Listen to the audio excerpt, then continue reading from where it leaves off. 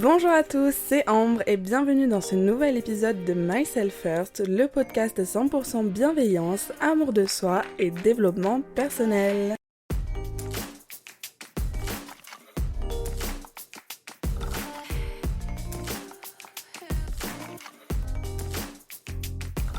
Bon, aujourd'hui, on va parler de mon voyage à Bali. Parce que, comme vous le savez peut-être, j'ai passé les 6 derniers mois de ma vie à Bali, l'île paradisiaque au cœur de l'Indonésie. J'y étais pendant 6 mois dans le cadre d'un stage. Donc j'étais chargée de communication au sein d'une agence immobilière de luxe. Et c'était vraiment le stage de mes rêves. Je vais pas m'attarder sur ma partie stage. Si vous avez des questions, vous pouvez me demander. Voilà, je sais pas si vous cherchez un stage à Bali, si le domaine de la communication, les études autour de la communication, ça vous intéresse, n'hésitez pas à m'envoyer un message. Mais voilà, sur cet épisode, j'ai plutôt envie de me concentrer sur la partie voyage, développement personnel. Qu'est-ce que j'ai pensé de ma vie à Bali ? Qu'est-ce que vivre à Bali, à l'autre bout du monde, loin de ma famille, ça m'a appris ? Enfin voilà, peut-être que je vais vous donner envie de partir à Bali vous aussi, et j'en serai très très heureuse. D'ailleurs, si vous avez un voyage de prévu en Indonésie, n'hésitez pas non plus à m'envoyer un message parce que j'ai noté toutes les adresses, tous les conseils, toutes les activités à faire à Bali. Donc je serai ravie de pouvoir partager mes bonnes adresses avec vous.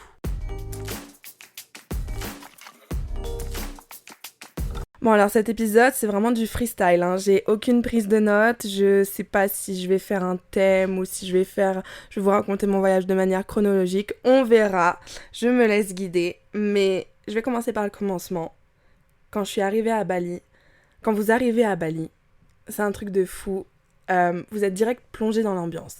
J'ai à peine eu le temps de sortir de l'avion que je sentais déjà toute l'humidité, toute la chaleur me saisir, et puis ensuite tu sors de l'aéroport et là tu vois tous les petits taxis qui attendent et tu découvres la ville à bord de ton taxi dans les bouchons.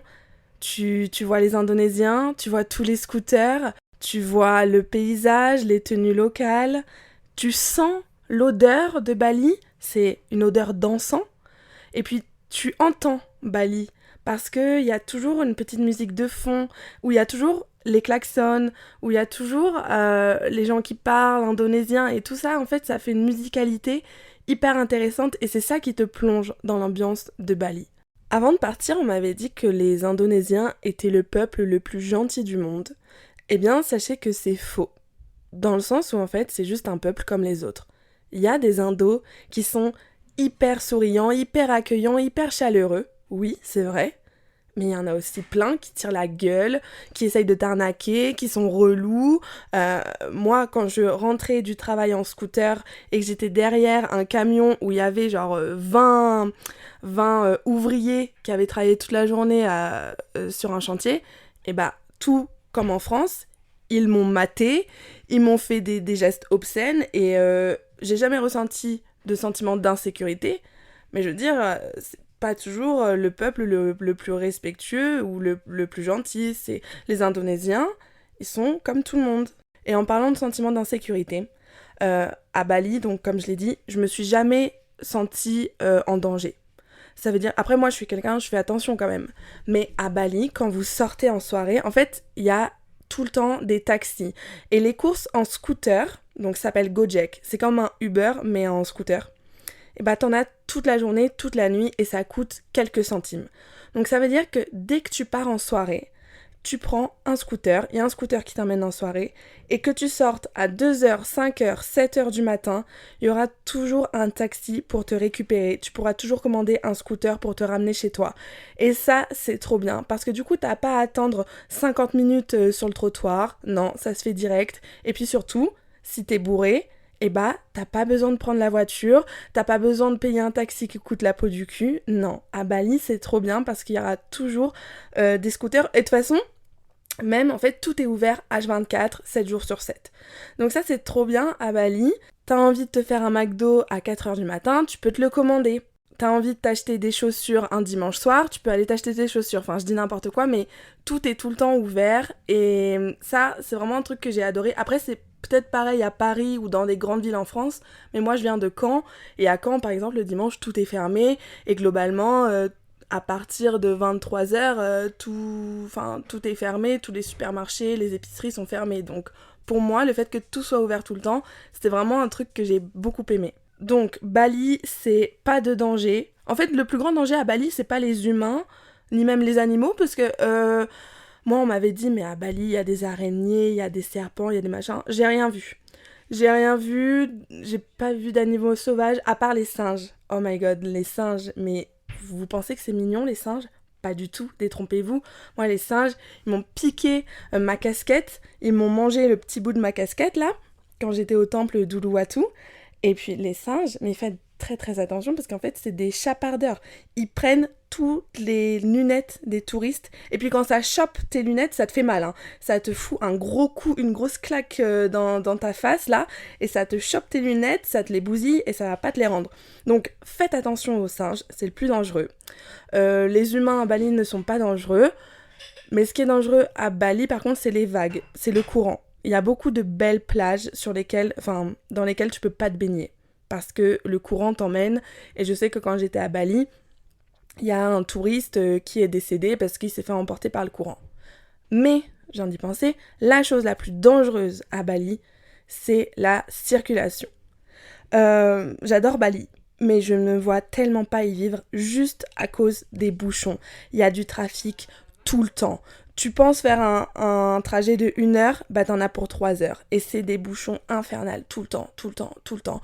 Et la circulation à Bali, en fait, il n'y a pas de code de la route. Moi, il faut savoir que j'avais jamais fait de scooter.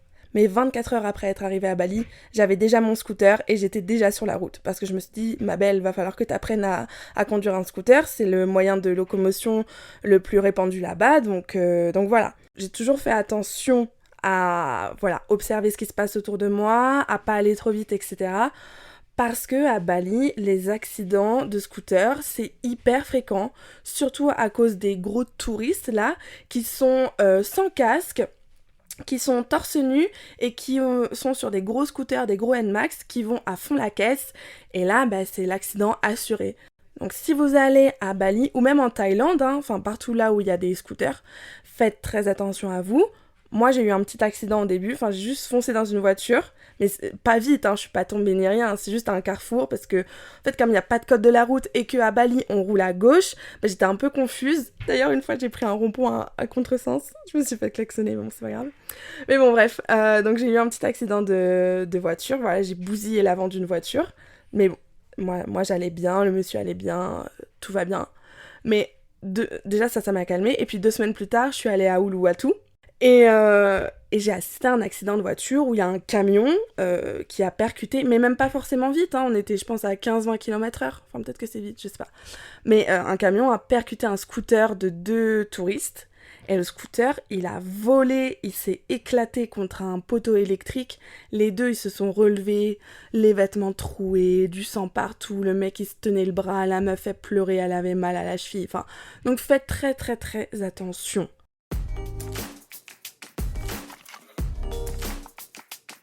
Alors là, je commence à vous parler de Bali, de mon expérience et tout, mais je me suis rendu compte que je vous ai même pas expliqué un peu, je sais pas, l'histoire, la culture de l'Indonésie. Faut savoir que l'Indonésie, donc c'est un pays constitué d'archipels, et Bali, c'est une des îles de l'Indonésie. La capitale de l'Indonésie, c'est Jakarta, et l'Indonésie, c'est un pays musulman. Mais à Bali, la religion principale, c'est l'hindouisme. Alors, je sais plus exactement combien il y a d'habitants à Bali, il me semble que c'est 5 millions. Mais bon, je suis pas là pour faire une fiche Wikipédia du pays, je vais juste vous expliquer un petit peu les différents endroits qui existent à Bali, parce qu'en fait, à Bali, c'est cool, t'as un peu de tout. T'as le centre de l'île, avec Ubud, Munduk, Sidemène un petit peu, où là, ça va vraiment être ambiance tropicale, ambiance jungle, il fait pas très beau, il pleut souvent, il y a du brouillard, etc. Mais c'est un endroit, le centre de l'île, c'est très relaxant. Moi, je me faisais, des fois quand j'étais fatiguée ou j'avais envie d'être toute seule, je me prenais une nuit à Munduk et j'allais dormir dans une cabane au fin fond de la jungle. Et j'avais vue sur la jungle et c'était magnifique et j'étais comme seule au monde et c'était très apaisant. Ubud, c'est aussi, je trouve, l'endroit de Bali qui est le plus spirituel. Parce que finalement, Bali, moi, j'y étais allée parce que j'avais envie de me reconnecter un peu avec la spiritualité. Mais j'ai été très... Enfin, j'ai pas envie de dire déçue, mais étonnée, surprise, parce que je m'attendais pas à ce que Bali soit autant occidentalisé. Je m'explique. Je vous ai dit, Ubud, c'est encore l'endroit très spirituel de Bali, où les gens respectent les traditions, etc. Mais à Canggu, là où moi je résidais, eh ben en fait, c'est que des restos, que des boutiques, que des beach clubs, que des boîtes de nuit et que des expats. Donc que des touristes, que des expatriés. Et en fait, tout le monde a son business à Bali. Donc t'as les investisseurs, les architectes, les businessmen, tout ça qui sont à Canggu principalement. Et donc t'as pas du tout le côté spirituel, calme, harmonieux de Bali. Pour ça, il faut plus aller dans les terres ou dans le nord. Alors dans le nord de Bali, il n'y a pas grand-chose à faire. Il y a Lovina, si vous voulez aller voir les dauphins, vous pouvez aller à Lovina. Moi, c'est comme ça que je me suis retrouvée sur un bateau de pêcheurs à nager avec les dauphins un beau matin. C'était magnifique. Mais à part le centre de Bali, je trouve que les autres villes, donc on va dire Uluwatu, Nusa Dua, Canggu, etc., ben ouais, c'est très, très touristique en fait. Et il y a beaucoup, beaucoup d'expatriés. Alors, il y a une grosse communauté de Français et une grosse communauté de Russes à Bali. Parce que je crois que l'Indonésie a un partenariat avec la Russie, ce qui fait que les Russes n'ont pas besoin de visa pour venir vivre à Bali. Alors que nous, les Français, en tant qu'expatriés, si vous voulez venir travailler à Bali, il faut des visas qui coûtent très cher, etc. Et pour finir sur les différents lieux à Bali, donc je vous ai dit, il y a Ubud, qui est vraiment une jolie ville très jungle, très tropicale. Munduk, où là vous êtes perdu au milieu de Bali, il n'y a rien à faire, à part vous reposer. Ensuite, il y a Lovina, qui est dans le nord de l'île, pour aller nager avec les dauphins. Vous avez le Mont Batour, qui est un volcan que vous pouvez aller escalader. Ça, c'est un truc que j'ai pas fait, mais j'aurais bien aimé le faire. Vous avez Sidemen, qui est mi-mer, mi-jungle. Donc ça, c'est un bon compromis. J'avais passé un week-end là-bas toute seule et ça m'avait beaucoup reposé. J'avais beaucoup aimé. Vous avez Canggu, ça c'est si vous voulez faire la fête, c'est the place to be. Et enfin, il y a Uluwatu, là c'est vraiment les plus belles plages de l'île. Vous surfez, vous brunchez, vous sortez.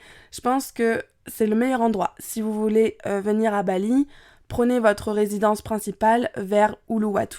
Après, où que vous soyez dans l'île, tout est à environ 1 ou 2 heures de route, sachant que 1 heure de scooter, c'est 2 heures de voiture. Ça prendra toujours plus de temps de circuler en voiture qu'en scooter. Donc, petit conseil, prenez un scooter. Si vous savez faire du scooter, c'est génial.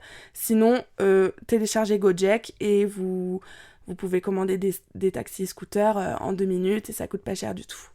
Alors, moi, j'ai vécu 6 mois à Bali, donc forcément, je suis pas restée seulement sur l'île. J'ai fait plusieurs excursions, dont ma préférée, Komodo. Voilà, je suis allée en croisière 3 jours sur les îles de Komodo, notamment l'île principale de Komodo avec les dragons de Komodo. Donc voilà, j'ai vu des dragons de Komodo et c'est un truc de fou parce que les dragons de Komodo sont considérés comme l'un des animaux les plus dangereux du monde et surtout il en existe que sur cette île en Indonésie. Donc c'était une chance énorme pour moi. Et puis au-delà de ça, cette croisière a été incroyable. En fait, je suis allée sur Pink Beach, donc c'est une plage de sable rose. On était avec 2 amis, voilà, sur un bateau. La nourriture était incroyable, l'ambiance était folle. On se réveillait tôt le matin pour faire une petite randonnée et assister au plus beau lever de soleil de toute ma vie. Il y a un dauphin qui a nagé à côté de notre bateau. On a nagé avec des raimentas, on a fait du snorkeling, donc on a vu plein de poissons. C'était vraiment Nemo, beaucoup de corail aussi. Enfin voilà, cette croisière, je pense qu'il faut la vivre pour la comprendre. Et le dernier jour, avec mes 2 amis, on s'est retrouvés sur une petite crique pendant que tout le reste du groupe était en train de faire une randonnée. Nous, en fait, on est allé à la nage depuis le bateau sur une petite crique de sable blanc et il y avait un petit requin avec nous. Enfin, c'était incroyable. c'était un des plus beaux moments de ma vie. Pareil, je suis allée à Java en excursion pendant 3 jours. J'ai gravi le mont Hygiène, je suis allée voir des caves de soufre. Donc c'était une randonnée. En fait, tu pars à 2 heures du matin, tu mets un masque, tu l'as fait de nuit, c'est très dur. Et en fait, pendant cette randonnée, alors ça c'est un truc, j'étais écœurée. C'est une randonnée, donc pendant 2-3 heures, tu marches et c'est quand même très raide, hein. Donc faut être sportif. Mais en fait, il y avait plein d'Asiatiques qui payaient des Indonésiens pour se faire remorquer. Donc en fait, il y avait beaucoup de petites charrettes qui étaient tirées par des Indonésiens. Et mais je trouvais ça horrible. C'est pas de l'esclavage parce que du coup les mecs ils sont payés. Mais mon Dieu, ça m'a brisé le cœur de voir les Indonésiens tirer les Asiatiques parce qu'ils avaient trop la flemme de monter à pied. Mais je trouve ça vraiment dégueulasse quoi. Mais bon, à part ça c'était super.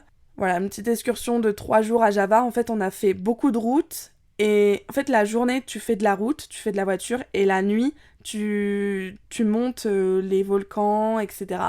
Donc c'est assez physique et tu dors très très peu. Mais je suis contente d'avoir fait. Et d'autres excursions que j'ai fait, je suis allée à Nusa Lembongan. C'est une petite île très cool, très chill. Franchement, il n'y a pas grand chose à faire à part bronzer sur la plage et manger du poisson frais, quoi. Ça, c'était trop bien. Je suis allée avec ma meilleure amie. Et puis ensuite, on a enchaîné avec Nusa Penida. Donc, en fait, quand vous tapez Bali sur Internet, vous avez souvent en premier une photo d'une plage magnifique avec un grand rocher qui apparaît, voilà. Et ça, c'est à Nusa Penida. Et à Nusa Penida, c'est une île, pareil, il n'y a rien à faire. Même pour sortir ou quoi, il n'y a rien à faire. Mais les plages, les paysages, le snorkeling et tout, c'est incroyable là-bas. Donc, je vous conseille d'y aller un petit week-end. C'est très sympa. Et enfin, mon excursion favorite, enfin, je pense que ma préférée c'était Komodo. Ça, si vous allez en Indonésie, faites la croisière Komodo. Mais ce que j'ai adoré faire avec ma meilleure amie, c'était les îles Gili. Alors, les îles Gili, c'est 3 îles au large de Bali, à environ 1h30 de bateau. Et il y a Gili Air, Gili T et Gili Meno. Gili T, c'est Gili Trawangan, c'est là où il y a la fête. En fait, c'est dans cette île qu'on peut prendre des champignons et tout. Moi, j'en ai pas pris. Mais voilà, si vous voulez faire la fête, c'est le meilleur endroit parce que mais vraiment, c'est tout petit. En fait, c'est des îles. En 1 heure, t'as fait le tour. 1 heure en vélo ou 1 heure à pied, t'as fait le tour de l'île. Et il n'y a rien à faire à part faire la fête, nager avec les tortues, prendre des champis, bronzer sur la plage. Enfin, c'est trop bien. Donc, Gili T, c'est vraiment l'île pour faire la fête. Ensuite, nous, on a fait une excursion à Gili M. Et là, pareil, on a bronzé sur la plage et moi, j'ai pris un masque, un tuba. Je suis allée faire du snorkeling toute seule pendant 2 heures. Et les gars, j'ai nagé avec une tortue. Et genre, c'était ma tortue, vous voyez, j'étais toute seule dans l'eau. Là, je vois une tortue en face de moi. Je l'ai pas lâchée pendant 20 minutes. C'était un des plus beaux moments de ma vie, je m'en souviendrai, mais pour toujours. C'était incroyable de nager avec cette tortue. Et puis dernier jour de notre excursion avec Iman, on est parti à Gili Air. Bon voilà, c'est la 3e île, il n'y a pas non plus grand chose à faire. Franchement, on a juste bronzé, hein, les gars. Et puis Iman est tombée un peu malade, elle a chopé la dengue. Alors, quand vous venez à Bali, ou en Indonésie, ou en Asie du Sud, globalement en fait, il y a pas mal de vaccins à faire. Moi, je sais plus les vaccins que j'avais fait. Faut regarder sur internet. Mais bon, en vrai, le seul risque finalement, c'est de choper la dengue. Et ça, tu peux pas faire de vaccin pour prévenir de la dengue. Ça se transmet par les moustiques. Et en fait, c'est comme une grosse grippe. C'est vraiment Iman, elle a chopé la dengue les 3 derniers jours. Et du coup, quand elle est rentrée en France, ça l'a poursuivie encore 1 semaine. Mais oh la pauvre, elle était défoncée, elle avait aucune énergie, elle pouvait pas manger, dès qu'elle mangeait, elle vomissait, elle dormait tout le temps, elle avait des frissons chauds, des frissons froids, enfin la pauvre, elle était dans le mal. Donc gare aux moustiques, prenez de l'anti-moustique si vous venez à Bali. Mais voilà, pour finir sur mes excursions, franchement, je vous conseille sincèrement de faire Gili et Komodo. Et si vous avez la chance de partir en Indonésie, faites aussi Lombok.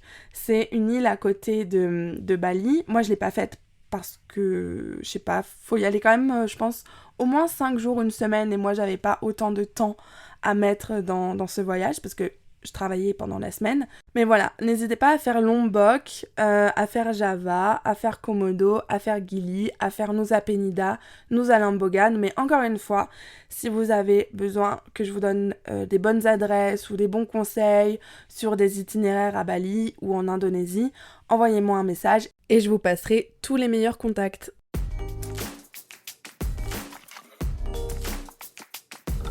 Pour finir cet épisode, je vais répondre aux questions que vous m'avez posées sur Instagram. D'ailleurs, n'hésitez pas à me suivre Myself First Podcast sur Insta. Voilà, ça fait toujours plaisir quand vous répondez à mes stories ou quand vous me donnez vos retours sur les épisodes. Mais juste avant de répondre à vos questions, je vais encore vous dire 2-3 trucs sur Bali, mais des trucs un peu random. Genre, déjà à Bali, tout le monde est beau.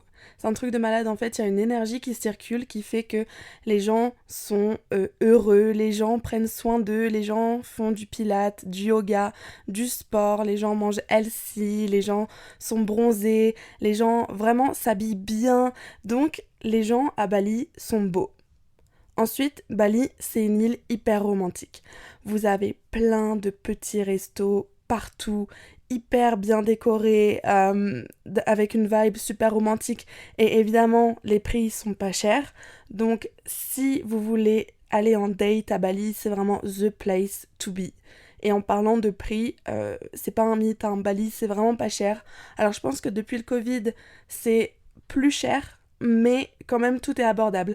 Donc à Bali, ce qui est trop bien, c'est que tu peux faire plein d'activités. Genre moi, quand j'étais fatiguée, j'allais me faire un massage, ça me coûtait 8 € pour 1h30. Un cours de surf, ça coûte genre 10 € pour 1 heure ou 2 heures.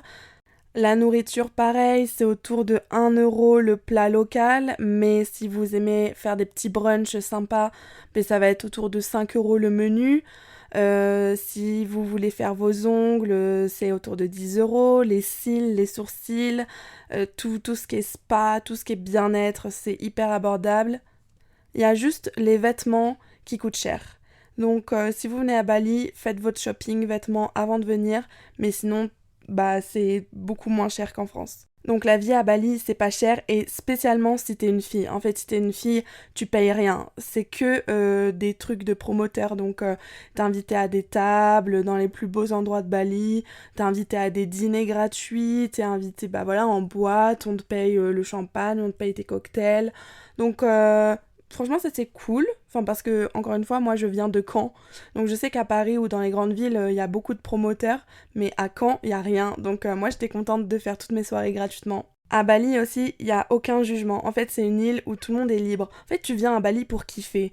Donc, que ce soit au niveau de la fête, de la drogue, du sexe, etc., tout le monde fait ce qu'il veut. Il n'y a pas de jugement. Il y a beaucoup, beaucoup de liberté. Enfin, vraiment, notamment liberté de mouvement, puisque du coup, tu te déplaces en scooter. Et ça, c'était vraiment une liberté pour moi de pouvoir me déplacer où je veux, quand je veux. Surtout que l'essence, ça coûte genre 2 € le plein. Donc tu peux te balader comme tu veux. Puis voilà, beaucoup de liberté à Bali. Tu fais ce que tu veux. Par contre, du coup, il n'y a pas énormément de gens fidèles à Bali. Hein, de ce que j'ai vu, comme les gens sont là pour profiter, ils profitent bien. Bien, bien, bien. Et j'ai rencontré plusieurs garçons qui ont trompé leur copine à Bali parce que il y a beaucoup de tentations. Et donc, voilà, sympa. Qu'est-ce que je pourrais dire d'autre encore? Je pense que j'ai fait le tour. C'est un endroit aussi, Bali, où il y a beaucoup de business. Donc tu peux te faire des bons contacts. Pareil, moi j'ai bossé dans une agence immobilière, donc je sais que l'immobilier, c'est un bon investissement à Bali, c'est un bon business plan. Et puis voilà, globalement, c'était une super bonne expérience. Je suis trop contente de l'avoir fait. Je suis trop contente d'avoir eu le courage de partir à 12 000 km de ma famille. Ma famille qui m'a pas tant manqué que ça finalement, parce que grâce aux réseaux sociaux, on était tout le temps en contact malgré le décalage horaire. Donc ça, c'était cool, parce que moi, je sais que je voudrais vivre à l'étranger plus tard, et finalement partir 6 mois à l'autre bout du monde, c'était un peu mon challenge pour savoir si j'étais capable d'être aussi loin de ma famille pendant aussi longtemps.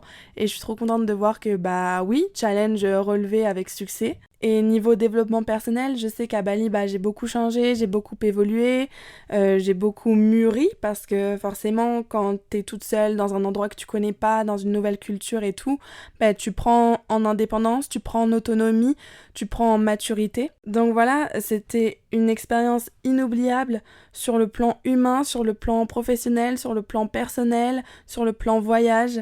Bali, c'était vraiment, ça a répondu à toutes mes attentes. Je suis trop contente d'avoir pu vivre cette expérience. Enfin, je sais pas, j'aurais jamais les mots pour exprimer à quel point je suis heureuse et reconnaissante de m'être donné l'opportunité, d'avoir saisi l'opportunité de partir là-bas. Je conseille à tout le monde d'aller à Bali. Je conseille à tout le monde, dans tous les cas, de voyager, de vous mettre en difficulté, de vous challenger, de vous donner des défis, parce que c'est des expériences qui forgent. Et moi, tout ce qui s'est passé à Bali, c'est gravé dans ma tête, c'est gravé dans mon cœur, et il y a personne qui pourra m'enlever ça. Bon, sur ces belles paroles, je vais tout de suite passer aux questions que vous m'avez posées sur Instagram. Et la première question, c'est: comment est-ce que tu décrirais ta routine à Bali? Et faut savoir que pendant la semaine, comme je vous l'ai dit, je travaillais. Donc je me levais vers 8h30, il faisait déjà 30 degrés dehors, grand soleil. Donc j'aimais bien faire une petite séance, 10 minutes de yoga tous les jours avant d'aller travailler. Ça me réveillait, puis c'était vraiment Bali vibe.